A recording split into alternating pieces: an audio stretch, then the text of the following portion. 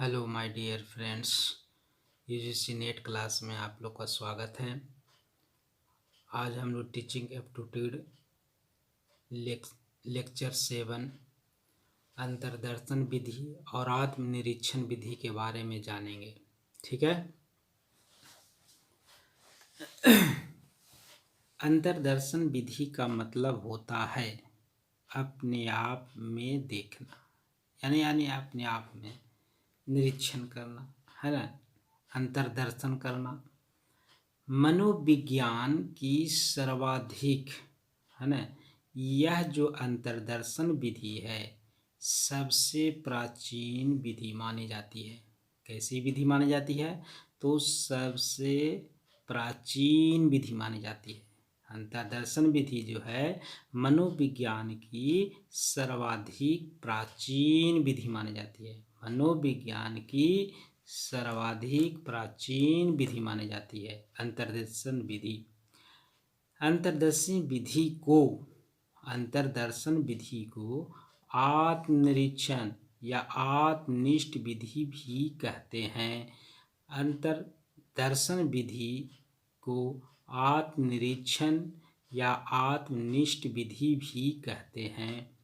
Woodworth ने इसे स्वनिरीक्षण विधि भी कहा। किसने कहा स्वनिरीक्षण विधि? ये वुडवर्थ ने, याद रखिएगा, वुडवर्थ ने ये स्वनिरीक्षण विधि भी कहा। वुडवर्थ ने क्या कहा? स्वनिरीक्षण विधि भी कहा। ठीक है, किसने कहा? वुडवर्थ ने। ठीक है।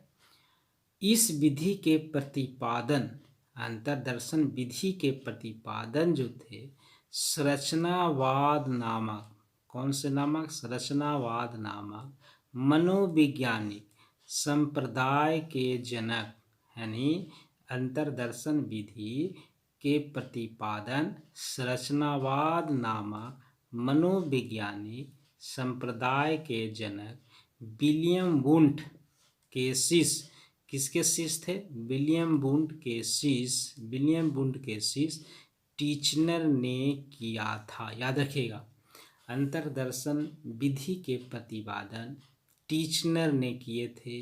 किसके शिष्य थे? विलियम वुंट के शिष्य थे। कौन सा संप्रदाय के जनक? संरचनावाद नामक मनोवैज्ञानिक संप्रदाय के जनक थे। इन्होंने जो है कहा कि अंतर्दर्शन विधि है। ठीक है। टीचनर ने कहा अपने आप में देखना। टीचनर महोदय ने जो बोले थे, कहे थे कि अपने आप में देखना अंतर्दर्शन ही है। टीचनर ने बोले थे कि अपने आप में देखना अंतर्दर्शन है। ठीक है। एंजिल महोदय ने कहे कि अंदर की ओर देखना। अंदर का मतलब अपने अंदर की ओर देखना। किसी के साथ झगड़ा हो जाए तो नहीं बोलते कि अपने आप अंदर को देखो, है ना। अतः अंतःप्रेक्षण ही अंतर्दर्शन है। यानी एंजिल महोदय ने कहे थे कि अंदर की ओर देखना अथवा अंतःप्रेक्षण ही अंतर्दर्शन है। ठीक है। स्टाउट, अब स्टाउट की बारी आ गई, है ना। स्टाउट, चलिए स्टाउट के बारे में जान लेते हैं, है ना। स्टाउट महोदय ने बोले कि अपनी मस्तिष्क क्रियाओं का व्यवस्थित अध्ययन करना ही अंतर्दर्शन है। मस्तिष्क क्रियाओं का मतलब आपका जो है सिस्टमेटिक जो स्टडी है, उसकी मस्तिष्क क्रियाओं में जो अध्ययन, व्यवस्थित क्रम अध्ययन जो हुआ वही अंतर्दर्शन हुआ। लॉक महोदय ने कहे ये अपनी स्वयं की क्रियाओं, मतलब अपने आप की क्रियाओं जो है का निरीक्षण करेंगे, वही एक अंतर्दर्शन कहलाता है। लॉक महोदय ने कहा कि अपनी स्वयं की क्रियाओं का निरीक्षण एक अंतर्दर्शन है। याद रखिएगा, है कि नहीं।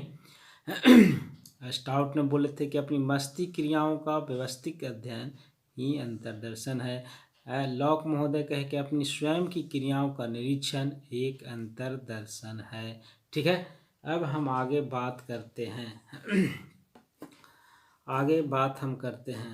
चलिए आगे हम लोग बात करते हैं अब आई बारी यहाँ पे ध्यान से देखने वाली समझने वाली चीज़ है। देखिए कह रहा है कि जिस समय से व्यक्ति किसी संवेगात्मक अनुभव से गुजरता है, संवेगात्मक अनुभव से गुजर रहा होता, उसी समय अंतर्दर्शन करना प्रारंभ कर देता है। उसी समय क्या करना प्रारंभ कर देता है? अंतर्दर्शन करना प्रारंभ कर देता है। चेतन अनुभूतियों का अध्ययन अंतर्दर्शन के द्वारा ही किया जाता है। चेतन अनुभूतियों का अध्ययन किसके द्वारा किया जाता है? अंतर्दर्शन के द्वारा। चेतन अनुभूतियों का अध्ययन अंतर्दर्शन के द्वारा ही किया जाता है। अंतर्दर्शन के द्वारा क्या किया जाता है? चेतन अनुभूतियों का अध्ययन किया जाता है। फिर चेतन अनुभूतियों के अध्ययन में 3 तत्व आए। चेतन अनुभूतियाँ जो हुए उनके अध्ययन में 3 तत्व आए। 3 तत्व कौन कौन? संवेदना, दूसरा भाव, तीसरा प्रतिमा। चेतन अनुभूतियों के अध्ययन में 3 तत्व आए और 3 तत्व कौन से? संवेदना, भाव और प्रतिमा आए। ठीक है। अंतर्दर्शन करने वाला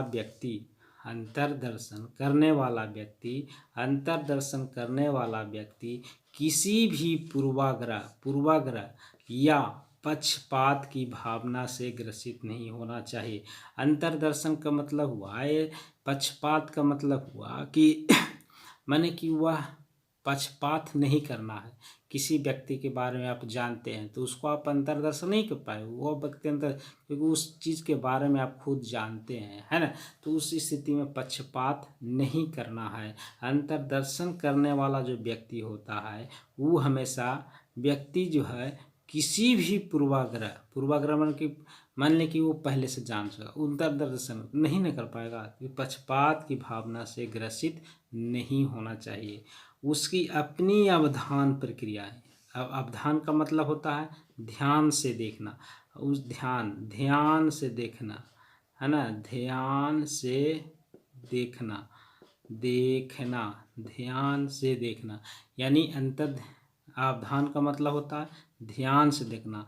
प्रक्रिया पर पूर्ण नियंत्रण हो, यानी याद रखिएगा जो उसकी अपनी अवधान प्रक्रिया है, अपनी ध्यान से जो देखता है उस पर अपना पूरा नियंत्रण होना चाहिए, तभी वह व्यक्ति अंतर्दर्शन कर सकता है। वह शारीरिक व मानसिक रूप से पूर्णतः स्वस्थ होना चाहिए। शारीरिक और मानसिक रूप से पूर्णतः स्वस्थ होना चाहिए, तभी वह अंतर्दर्शन कर सकता है। याद रखिए, अंतर्दर्शन करने वाला व्यक्ति वह शारीरिक रूप से व मानसिक रूप से पूर्ण रूप से स्वस्थ होना चाहिए, तभी वह अंतर्दर्शन कर सकता है। उसमें थकान या ऊब जैसी अवरोधात्मक भावनाएं नहीं होना चाहिए। याद रखिएगा, अंतर्दर्शन जो करने वाला व्यक्ति होता है उसमें थकान नहीं हो, क्योंकि थकान ना हो, जैसे हम पढ़ रहे हैं या मान लें कोई भी ध्यान लगा रहे हैं तो उसको एकदम हरासमेंट है तो वो तो ध्यान नहीं कर पाएगा। तो उसी को हम कहते हैं कि थकान हो या उबाऊ चीज़ जैसी अगर उसमें आ गई भावनाएं, ये अवरोधात्मक है, वो अवरोध करने वाला चीज़ है, वैसी भावनाएं नहीं होना चाहिए। उसको हम अंतर्दर्शन के अंतर्गत रखे जाते हैं। अब आगे बात करते हैं विशेषता क्या है जान लेते हैं, है कि नहीं। चलिए विशेषता देख लेते हैं। विशेषता क्या है जान लेते हैं। विशेषताएं, अंतर्दर्शन की विशेषताएं क्या है? यह अत्यंत सरल और सुलभ है। सरल का मतलब आसानी से, सुलभ का मतलब कि एकदम बढ़िया, है ना। यह अत्यंत सुलभ और सुलभ है। अंतर्दर्शन जो विधि है अत्यंत सरल और सुलभ मानी जाती है। व्यक्ति की मस्तिष्क ही उसकी प्रयोगशाला है। सही बात है, क्योंकि व्यक्ति क्या अगर मस्तिष्क नहीं रहेगा तो उसमें सोचेगा कैसे, तो सोचने वाला जितना भी आप सोचते हैं उस सब तो ये क्या है, एक तरह से प्रयोगशाला न हुआ तो क्या हुआ, तो प्रयोगशाला के अंतर्गत ही व्यक्ति जो है से माथा में जैसे पूरी तरह से प्रयोगशाला है, उसी में जोड़ घटाव गुणा भाग सब सारा प्रक्रिया करता है, उसी को हम बोलते हैं व्यक्ति का मस्तिष्क ही उसकी प्रयोगशाला है। व्यक्ति को अपने व्यवहार के संबंध में, व्यक्ति को अपने व्यवहार के संबंध में प्रत्यक्ष, तत्काल तथा वास्तविक ज्ञान प्राप्त होता है। देखिएगा, व्यक्ति को अपने व्यवहार के संबंध में प्रत्यक्ष, तत्काल तथा वास्तविक ज्ञान का प्राप्त होता है। इसकी विशेषताएं हैं, अंतर्दर्शन की विशेषता क्या है, सुलभ, सरल होना चाहिए, व्यक्ति के मस्तिष्क ही प्रयोगशाला है। अब व्यक्ति की अपनी व्यवहार के संबंध में प्रत्यक्ष, तत्काल, वास्तविक ज्ञान प्राप्त होता है। यह जो है अंतर्दर्शन विधि सबसे कम खर्च लागत पर होती है। अंतर्दर्शन जो विधि होती है सबसे कम खर्च होती है। इससे सीधे जानकारी प्राप्त होती है। इससे क्या होती है, सीधे जानकारी प्राप्त होती है। याद रखिएगा, सीधे जानकारी प्राप्त होती है। इसके कुछ दोष हैं, सबका गुण होता है लेकिन दोष भी होता है। इसमें क्या होता है, वैज्ञानिकता का अभाव, वैज्ञानिक जो है इस वैज्ञानिकता के अभाव पाया जाता है। और दूसरा बात है कि वैज्ञानिकता का अभाव हो गया, मस्तिष्क की वास्तविक दशा का ज्ञान संभव नहीं, मस्तिष्क की वास्तविक दशा का ज्ञान संभव नहीं। विश्वसनीयता एवं वैधता का अभाव, विश्वसनीयता एवं वैधता का अभाव, मस्तिष्क की वास्तविक दशा का ज्ञान संभव नहीं। दूसरा है विश्वसनीयता एवं वैधता का अभाव, है ना, विश्वसनीयता नहीं होता है, वैधता भी नहीं होती है ना, कब तक होगी नहीं होगी, है कि नहीं। शिशुओं, बालकों तथा असमान व्यक्तियों, शिशुओं, बालकों तथा असमान व्यक्तियों, पशु पक्षियों के द्वारा संभव नहीं। ये अंतर्दर्शन कौन करता है, जैसे शिशु हो गया वो अंतर्दर्शन नहीं कर सकता है, बालक, छोटा बालक नहीं कर सकता है, असमान व्यक्ति नहीं कर सकता है, पशु पक्षी भी नहीं कर सकता है। तो हम कह सकते हैं शिशुओं, बालकों तथा समान व्यक्तियों तथा पशु पक्षियों के द्वारा संभव अंतर्दर्शन नहीं हो सकता है। लास्ट पॉइंट है, सभी अनुभूतियों को भाषा द्वारा व्यक्त नहीं, जितने भी अनुभूति आपके अंदर हैं उस सब को आप भाषा द्वारा व्यक्त नहीं कर सकते हैं। एक बार फिर फटाफट फिर से हम रिवीजन कर लेते हैं, है कि नहीं, तो आसानी पड़ जाएगा, है कि नहीं। चलिए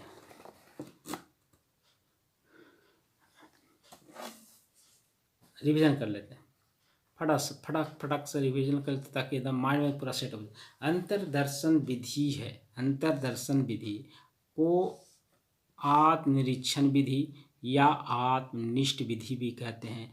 ये अंतर्दर्शन विधि सबसे प्राचीन विधि मानी जाती है, अंतर्दर्शन विधि सबसे प्राचीन विधि मानी जाती है। इसको आत्मनिरीक्षण या आत्मनिष्ठ विधि कहते हैं। वुडवर्थ ने इसे स्वनिरीक्षण विधि के नाम से भी कहा। इस विधि के प्रतिपादन जो मन की अंतर्दर्शन विधि है, अंतर्दर्शन विधि के प्रतिपादन संरचनावाद नामक मनोवैज्ञानिक संप्रदाय के जनक विलियम वुंट के शिष्य टीचनर ने किया था। किसने किया था, संरचनावाद नामक मनोविज्ञानी के संप्रदाय के जनक विलियम वुंट के शिष्य टीचनर ने किया था। टीचनर महोदय ने बोले थे कि अपने आप में देखना, अपने आप में देखना अंतर्दर्शन है। एंजिल कहते हैं ये अंदर की ओर देखना अथवा अंतःप्रेक्षण ही अंतर्दर्शन है। स्टाउट बोलते हैं कि अपनी मस्तिष्क क्रियाओं का व्यवस्थित अध्ययन करना ही अंतर्दर्शन है। लॉक महोदय कहते हैं कि अपनी स्वयं की क्रियाओं का निरीक्षण एक अंतर्दर्शन है। अपनी स्वयं की क्रियाओं का निरीक्षण अंतर्दर्शन होता है। अब आगे हम बात करते हैं जिस समय से व्यक्ति, हाँ ध्यान से देखेंगे, कि जिस समय से व्यक्ति किसी संवेगात्मक अनुभव से गुजर रहा होता है, कौन सा अनुभव? संवेगात्मक अनुभव से गुजर रहा होता है, उस समय वह अंतर्दर्शन करना प्रारंभ कर, अंतर्दर्शन, यहाँ दर्श लिखा है, अंतर्दर्शन करना प्रारंभ कर देता है। चेतन अनुभूतियों का अध्ययन अंतर्दर्शन के द्वारा ही किया जा सकता है। चेतन अनुभूतियों का अध्ययन अंतर्दर्शन के द्वारा ही किया जा सकता है। चेतन अनुभूतियों का अध्ययन में 3 तत्व सम्मिलित पाए गए। कितने तत्व? 3 तत्व सम्मिलित पाए गए, है कि नहीं? 3 तत्व। तो 3 तत्व कौन? संवेदना, दूसरा भाव और तीसरा प्रतिमा, है ना?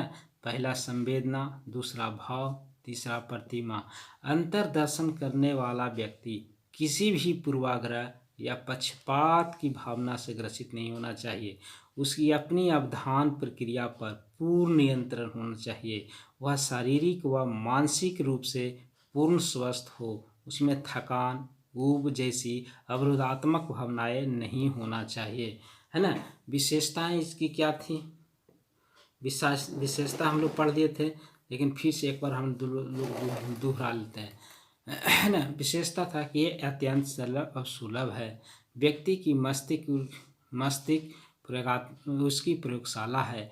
वह व्यक्ति अपने व्यवहार के समय प्रत्यक्ष, तत्काल और वास्तविक ज्ञान प्राप्त करता है। यह कम खर्चीली है। यह सीधे जानकारी प्राप्त होती है। वैनिकता का अभाव होता है। दोष में क्या है? वैनिकता का अभाव होता है। मस्तिष्क की वास्तविक ज्ञान दशा का ज्ञान संभव नहीं हो पाता है। विषण्णता एवं वैधता का अभाव होता है। शिशु, बालक और पशु पक्षी पर यह संभव नहीं है। सभी अनुभूति भाषा द्वारा व्यक्त नहीं किया जाता है। तो ठीक है, तो यहाँ तक हमको उम्मीद है कि आप लोग को अच्छे से समझ में आ गया होगा, है कि नहीं? तो फिर आप लोग अच्छे से और अध्ययन करेंगे तो अच्छे से समझ में आएगा। तब तक के लिए धन्यवाद।